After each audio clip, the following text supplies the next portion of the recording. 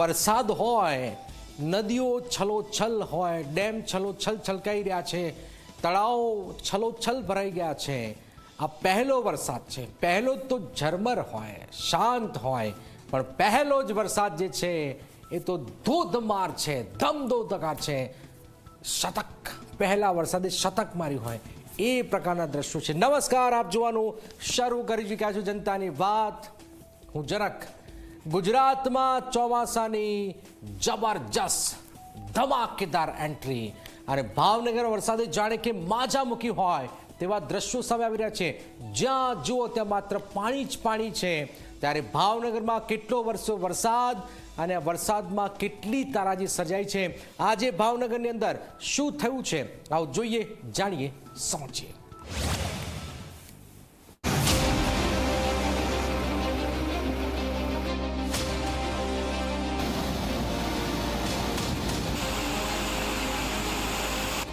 ગુજરાતમાં વિધિવત રીતે ચોમાસા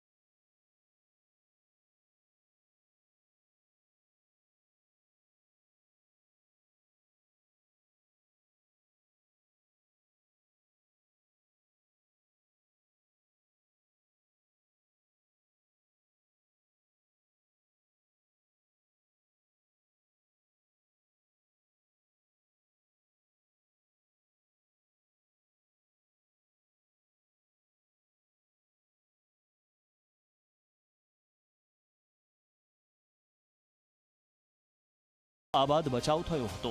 બીજી તરફ અમદાવાદ ભાવનગર હાઈવે બંધ કરવામાં આવ્યો. વલભીપુરના પાણવી ગામ નજીક રસ્તો પાણીમાં ગરકાવ થયો છે. સાથે જ કાળુભાર ડેમના 9માંથી 8 દરવાજા ખોલવાની પણ ફરજ પડી છે. તો આ તરફ પાલીતાણામાં વરસી રહેલા સાર્વત્રિક વરસાદના લીધે સ્થાનિક નદી નાળા છલકાઈ ગયા છે. ખારો ડેમમાંથી નદીમાં પાણી છોડાતા કાંઠા વિસ્તારના 10થી વધુ ગામોને એલર્ટ કરવામાં આવ્યા. ત્યારે સતત વરસાદથી અમદાવાદ ભાવનગર હાઈવે પરના ગામો પાણીથી તરબોળ થઈ ગયા છે. વલભીપુર તાલુકાના મૂળદ્રાય ગામમાં પાડલિયા નદીમાં ઉપરવાસમાં ઘોડાપુર આવતા નદીનું પાણી ગામમાં ઘૂસી ગયું છે અને માણસોને તકલીફ પડી રહી છે. લોકોને કઈ રીતે રહી રહ્યા છે? ઘર બંધ કરવાના, દુકાનો બજારો બંધ છે. બજારો બંધ છે અને ગામના યુવાનો અને વડીલો અને આગેવાનો બધા ધ્યાન રાખીને બધાને સહી સલામત સ્થળે ખસેડે છે. ગામમાં શું હાલત છે? કઈ કઈ જગ્યાએ પાણી ભરાયા છે? ગામમાં તો શું છે કે જે અમારો હેઠલો વિસ્તાર છે ને એમાં ઘરમાં હાથળ હમાણા, કેડ હમાણા પાણી ભર્યા. આની હેઠે આની હેઠે ભર્યા છે. કેટલું નુકસાન થયું છે? બધે નુકસાન તો ઘણું થાય છે. સમગ્ર પંથકમાં ભારે વરસાદથી અમદાવાદ ભાવનગર હાઈવે બંધ કરી દેવાયો છે. વલભીપુરના પાણવી ગામે પુષ્કળ પ્રમાણમાં પાણી ભરાતા ગ્રામજનોમાં ભારે રોષ જોવા મળી રહ્યો છે. ત્યારે ગામના સરપંચે આરોપ લગાવ્યો છે કે હાઈવેની કામગીરી વખતે પાણી નિકાલની યોગ્ય વ્યવસ્થા ન કરી હોવાથી મુશ્કેલી વેઠવાનો વારો આવ્યો છે. ત્યારે પાણીના નિકાલ માટે જેસીબીની મદદથી હાઈવે તોડવાની ફરજ પડી છે. સતત વરસાદથી ભાવનગર જિલ્લાના અનેક રોડ રસ્તાઓ બંધ થઈ ગયા. ભારે વરસાદથી ચામરડી પાસેના કોઝવેમાં પાણી ભરાતા લોકોને ભારે મુશ્કેલી વેઠવાનો વારો આવ્યો છે. હાઈવે બંધ થતા અનેક વાહન ચાલકો મુશ્કેલીમાં મુકાયા છે. આખી રાત ધમધોકાર વરસાદ વરસ્યો છે. તંત્રને રાત્રે પણ જાણ કરી, તેમ છતાં સવાર સુધી કોઈ તંત્રની આંખ ઉઘડી નથી. રાત્રે અમે અહીંયા એનસીસીના કોન્ટ્રાક્ટરનું કામ છે, એણે રોડ બ્લોક કરી દીધો છે.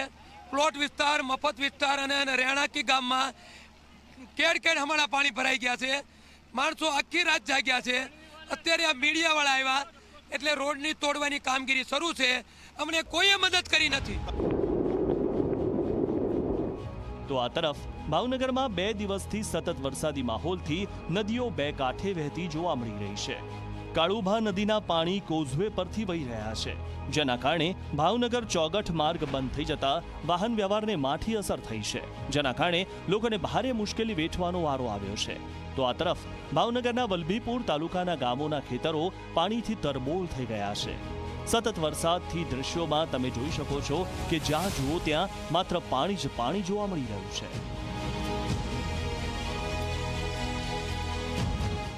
ભાવનગર અને બોટાદ જિલ્લામાં ગત સાંજથી જે રીતે અવિરત ધોધમાર વરસાદ વરસી રહ્યો છે તે હવે નુકસાની કરી રહ્યો છે. આપ જોઈ શકો છો હાલમાં ભાવનગર જિલ્લાનો આ વલભીપુર તાલુકો છે અને અમદાવાદ ભાવનગર હાઈવેની આસપાસમાં આવેલા ખેતરો જે છે તે હવે પાણીમાં ડૂબી રહ્યા છે અને આનું કારણ સૌથી મોટું બની રહેલો આ સ્ટેટ હાઈવે છે, કારણ કે હાઈવે ની બનાવટ દરમિયાન પાણીના નિકાલની કોઈ વ્યવસ્થા કરાઈ હોય તેવું લાગી નથી રહ્યું. પરિણામે આપ દૂર સુધી જોઈ શકો છો આસપાસના જેટલા પણ ખેતરો છે તે પાણીમાં ડૂબેલા જોવા મળી રહ્યા છે. એટલે ખેડૂતોને ખૂબ જ મોટું નુકસાન પહોંચ્યું છે તે આ દ્રશ્યો પરથી લાગી રહ્યું છે.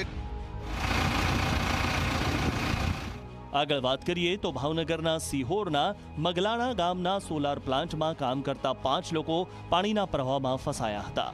અચાનક નદીમાં પૂર આવી જતા તમામ લોકો ફસાયા હતા.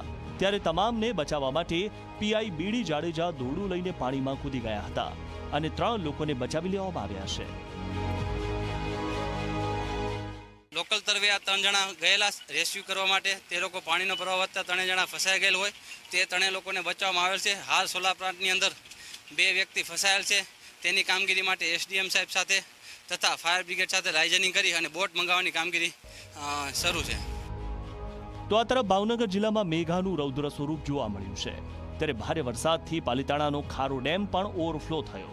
ડેમ ઓવરફ્લો થતા આસપાસના 10 થી વધુ ગામોને એલર્ટ કરવામાં આવ્યા છે.